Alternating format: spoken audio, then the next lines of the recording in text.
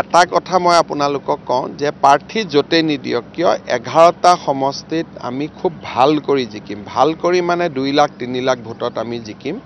বাকী 3টা সমষ্টিৰ নিৰ্বাচন হ'ব আৰু সেই 3টা সমষ্টিৰ নিৰ্বাচন আকৰ্ষণীয় হ'ব। কি পৰ্যায়লৈকে যায় আমি পিছত গম পাম। মই কাৰো ওপৰত মই কমেণ্ট দিব খোজা নাই, কাৰণ এইবিলাক আপোনালোক মিডিয়াৰ বিষয়, এইটো মোৰ বিষয় নহয়। মই মোৰ বিষয়টোতে লাগি আছোঁ। আমাৰ মনোনয়ন পত্ৰ দিয়াৰ দিন আছে, গতিকে মনোনয়ন পত্ৰ দিয়াৰ আগতে প্ৰাৰ্থী তালিকা ঘোষণা কৰিব লাগে বুলি কোনো কথা নাই। কিন্তু মোদী ডাঙৰীয়াই এইবাৰ সিদ্ধান্ত লৈছিল যে আমি প্ৰাৰ্থী তালিকাবোৰ আগতীয়াকৈ ঘোষণা কৰিম। কংগ্ৰেছ দলে বিজেপিৰ মতে চলিব লাগে বুলি কোনো কথা নাই। তেওঁলোকে কেতিয়া প্ৰাৰ্থী দিব নিদিব তেওঁলোকৰ কথা, মই আৰু ইয়াত কমেণ্ট দিব খোজা নাই।